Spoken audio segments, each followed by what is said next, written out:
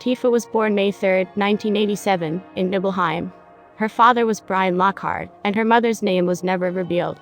As a child, Tifa was pretty outgoing and had many friends, but although she and her next-door neighbor, Cloud, were only a year apart in age, they were not close. Tifa's mother died when she was only 8 years old, leaving her upset and confused. Tifa believed her mother had gone to Mount Nibel, and that she could meet her again if she crossed the mountain.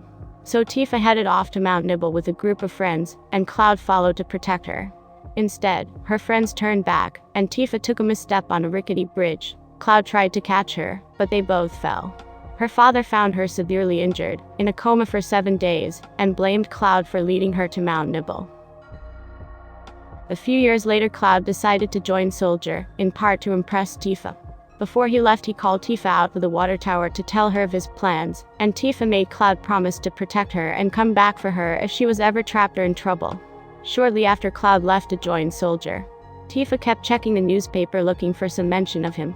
But she would find nothing, for Cloud never made it into Soldier, becoming only a lowly infantryman in the Shinra Public Security Division.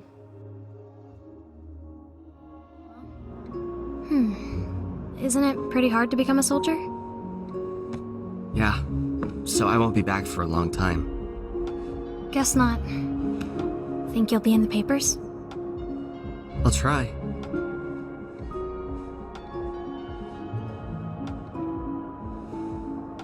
Just promise me one thing. When we're older, and you're a famous soldier, if I'm ever trapped or in trouble, promise you'll come and see. Shortly after, Tifa began to take martial arts lessons from Zangan. Tifa showed that she was full of natural talent, and quickly became his most prized student.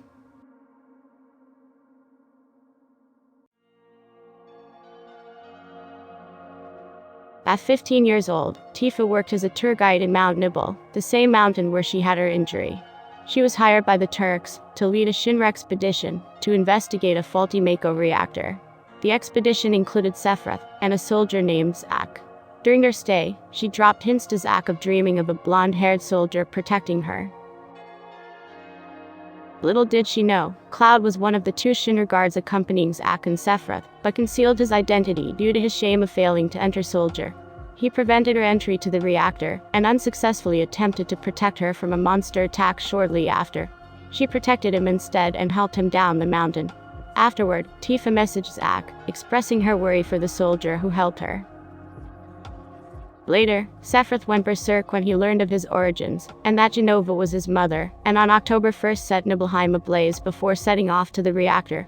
Brian Lockhart and others followed, but Sephiroth slew them. Tifa found her father dead at the Nibel reactor with Sephiroth's mass immune. Declaring her hatred of Sephiroth and Shinra, she attacked him, but Sephiroth disarmed her and cut her down. Tifa fell down the steps and slumped to the ground.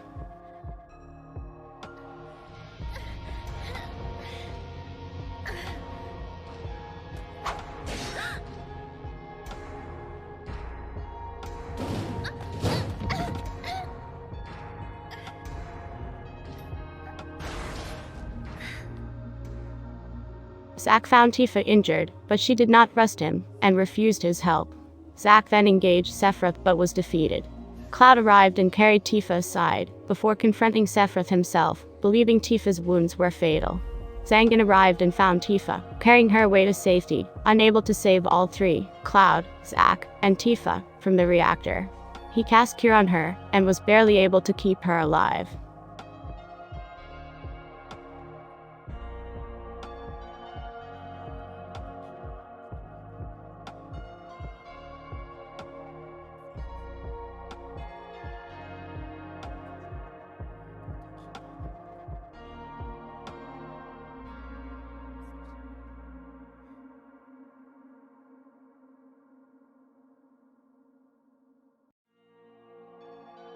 Zangan took Tifa away to Midgar for medical treatment. After Zangan left, Tifa recovered and joined Avalanche, an anti-Shinra resistance group. She worked with the leader Barrett Wallace, and a group including Biggs, Wedge, and Jesse Osberry. Tifa became the owner and proprietor of the bar and restaurant Seventh Heaven, located in the Sector 7 slums, where she hid the cell's headquarters in its basement, and provided funds for the group. In addition to running the bar, she handled the cell's finances and helped look after Barrett's daughter, Marlene Wallace, while Barrett was away. The bar became famous around Sector 7 for Tifa's food and drinks. Eventually, Barrett's group split from Avalanche HQ over disagreements. When Cloud returned to Midgar as a mercenary, Tifa found him roaming the Sector 7 slums. Unaware Cloud was in Nibelheim during its destruction, but suspecting something was off about his behavior, Tifa recruited him to work for Barrett to examine him further.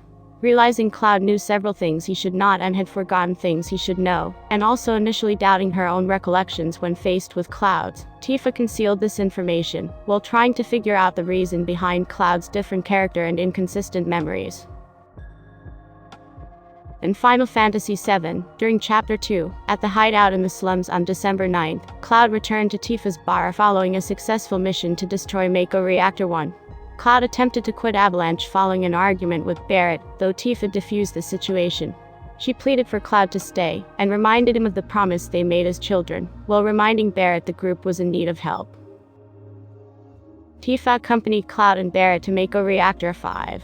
Their ID cards failed the security check while on board a train, and they were forced to jump out and trek the rest of the way on foot. While at the reactor, they spoke to President Shinra, who mocked them before unleashing Airbuster against them. After destroying it, Cloud was separated when he fell into the slums below. Barrett and Tifa returned to the hideout and found someone spying on them, who after interrogation, revealed he worked for the crime boss Don Corneo, also a Shinra informant. Against Barrett's advice, Tifa headed to Don Corneo's mansion undercover, by posing as one of his chosen brides for the day, traveling to Sector 6 by Chocobo carriage. Cloud caught Tifa being taken to Don's, and infiltrated Corneo's mansion with a girl he met at the Midgar slums, Aerith. Cloud and Aerith caught up with Tifa in Corneo's mansion. In the ensuing confrontation, Corneo revealed Shinra planned to drop the Sector 7 plate to crush the slums, before ejecting the group through a trapdoor.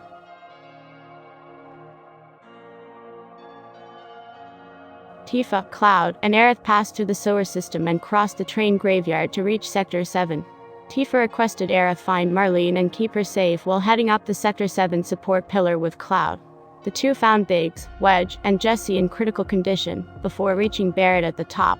After a brief battle against the Turks, the pillar was destroyed, and while Tifa, Cloud, and Barrett escaped, Shinra captured Aerith. In storming the Shinra building, Tifa, Barrett, and Cloud infiltrated the Shinra building to save Aerith. Barrett wished to storm the building head-on, but Tifa strongly objected, and urged them to take the stairs. They rescued Aerith from Professor Ho-Ho, along with another research experiment named Red 13, who joined the group. They were caught by the Turks on the way out and brought before President Shinra, who mocked their efforts. Tifa and the group were then locked in cells. Tifa was locked with Cloud, but they could still hear and converse with the others in the adjacent cells, Aerith to their left, and Barrett and Red 13 to the right. When Cloud talked to Aerith through the cell wall, she reminded him that their deal was to be her bodyguard in exchange for one date. Tifa seemed upset, before changing the subject to ask what Aerith knew about the Promised Land, the legendary land of the ancients.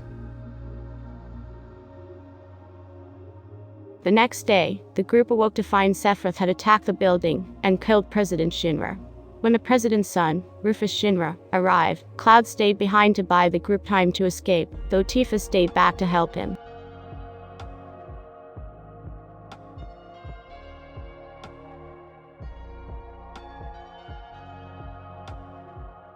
When Cloud escaped, she stole a light blue pickup truck from the Shinra exhibition rooms, and escaped the building with Aerith in the passenger seat, Barrett and Red 13 riding in the back, while Cloud supported them from a stolen motorcycle.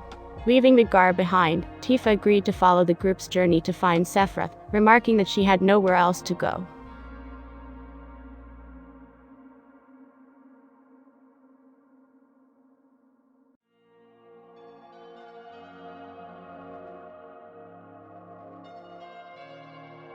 When the group reached the town of Kalm, Cloud told everyone how he was deployed to Nibelheim with Sephiroth, and how the town was destroyed. His version of events was faulty, but the confused Tifa did not confront him, doubting her own recollection of events, and wishing to protect him. Thereafter, the group traveled the world tracking Sephiroth, with Tifa supporting the party. They recruited new members, including Kate Sith and Yuffie Kisaragi.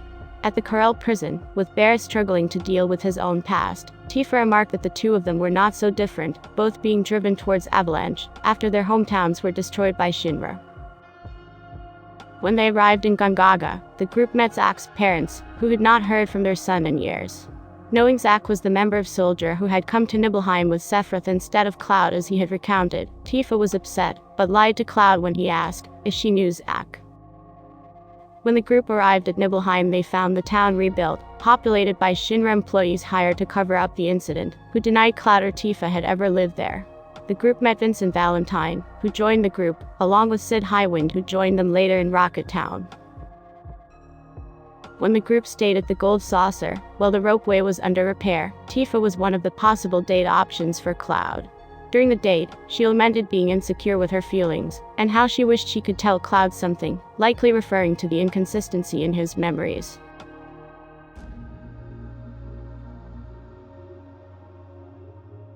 At the Temple of the Ancients, Sephiroth manipulated Cloud into relinquishing the Black Materia, a powerful materia that would allow Sephiroth to summon Meteor to hurt the planet itself. Aerith absconded to the Forgotten City alone, and when Cloud doubted he should continue on the quest, Tifa and Barrett pushed him into going, promising to support him. They witnessed Sephiroth murder Aerith, and Tifa knelt by her body, before running away in tears.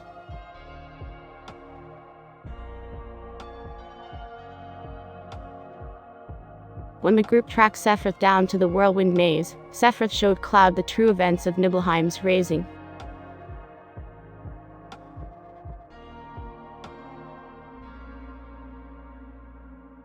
Sephiroth's manipulations took their toll, and Cloud came to believe he was not a real person, but someone made by Professor Ho-Ho of Shinra with false memories. This led Tifa to doubt her own memories as well.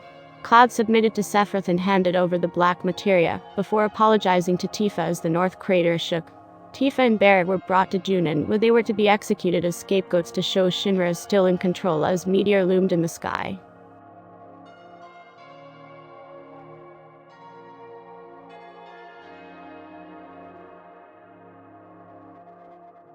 At their public execution, Tifa was thrown into a gas chamber, while the other party members hidden in the crowd saved Barrett. Tifa broke out of her restraints, and Sapphire Weapon blasted a hole into the gas chamber, allowing her to escape. She climbed out onto the Mako cannon before the Shinra executive Scarlet confronted her. The two descended into a slap fight, with Tifa winning, before the Highwind appeared. Tifa leaped onto the airship, and was elected the party's temporary leader in Cloud's absence. Beset by the trauma of recent events, including her near-death experience, Tifa was unable to provide answers. Unsure of how true her own memories were after Ho-Ho implied Cloud was not a real person, Tifa wished to find Cloud to learn the truth, though Barrett urged her to be the tough girl he used to know. At this point, the party agreed to search for Cloud. Eventually, Tifa found Cloud in Mideel, suffering from a Mako overdose. She remained to watch over him, with Cloud showing no signs of improvement. While the rest of the party were away hunting huge materia, Ultimate Weapon attacked Mideel. Tifa tried to push the unresponsive Cloud to safety on a wheelchair, but both ended up falling into the lifestream, the wellspring of the planet's life energy. While in the livestream, Tifa was kept alive by Aerith, who after learning from Zack's spirit that Cloud was not really himself, protected Tifa's mind from the Mako poisoning, believing she could restore Cloud's true persona. Submerged in the livestream, Tifa was able to enter Cloud's subconscious, uncover the truth behind the Nibelheim incident, and help Cloud restore his memories and motivations. In addition to finally being sure of her memories, Tifa learned Cloud admired her when he was young, and had joined Soldier to impress her, and also that Cloud had helped her during the incident, though she had not known it was him. After Cloud's memories were restored, the two washed ashore near Mideel, where the others found them and brought them aboard the Highwind. In the aftermath of Midgar's siege by Diamond Weapon and the impending chaos of Shinra's destruction, Cloud dismissed the party, instructing them to find a reason to fight. Tifa stayed behind with him, much to his surprise, remarking she had no one else left, having lost everyone else in her life. The two spent the night under the Highwind.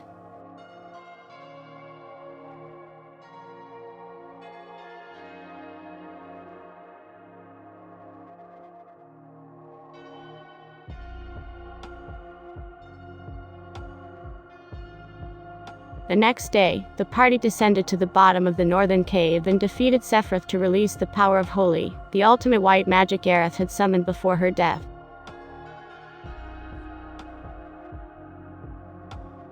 After the battle, Cloud felt Sephiroth was not fully vanquished, and Tifa stayed behind as he descended into the livestream for a final battle. As he returned to his body, the cavern fell apart and Cloud saved Tifa from falling. The party returned to the Highwind where they watched the livestream surge from the planet to help Holy destroy the meteor. These events would wrap up the meteor crisis and the original Final Fantasy VII story. Tifa, Cloud, and Barrett's daughter Marlene became a family in the newly built city of Edge, constructed early spring of the same year Sephiroth was defeated. At Barrett's suggestion, Tifa ran a bar called Seventh Heaven, while Cloud ran a delivery service. Her life with Cloud was initially happy, but she became concerned with Cloud's secrecy and growing depression, which strained the family's unity. Cloud brought Denzel, a boy he found from the Midgar ruins, to the bar, and he joined the family. However, Cloud left Seventh Heaven with no explanation, despite showing signs of happiness again.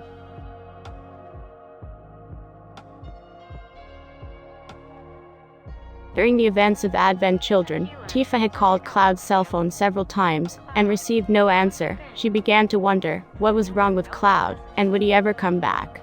During this time Tifa was still running the bar, and caring for Marlene and Denzel, and handling the business side of Cloud's delivery service.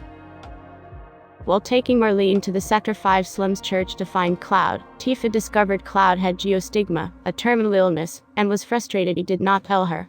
Laz, one of the remnants of Sephiroth, arrived hoping to find Genova's head under Cloud's care.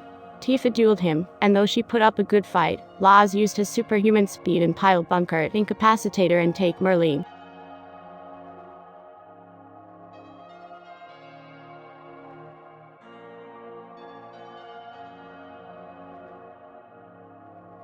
Cloud found her unconscious and prepared to hunt down Marlene, but the pain from his geostigma stopped him. They were discovered by Reno and Rude, who brought them back to the Seventh Heaven. Cloud first turned down Tifa's request to go to the Forgotten City to retrieve Marlene and Denzel, fearing he would be unable to help them, but Tifa lectured about his apathy and self-loathing, talking him into going. The next day, Laz and Yuzu mind-controlled all of the children with geostigma, gathering them at the memorial in the center of Edge City. Tifa attempted to save Denzel from them, but Bahamut Sin knocked her back. She was backed up by Barrett, Red 13, Kate Sith, Sid, Yuffie, and with Aerith providing support from the livestream, they were able to deliver the final blow to the dragon.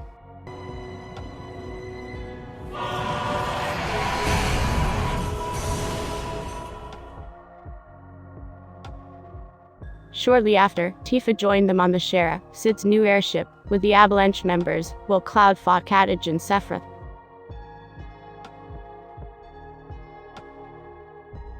After the battle, she arrived in the church with Denzel to heal his geostigma, and shared a shy smile with Cloud, as he relaxed with the children in the pool of livestream purified water.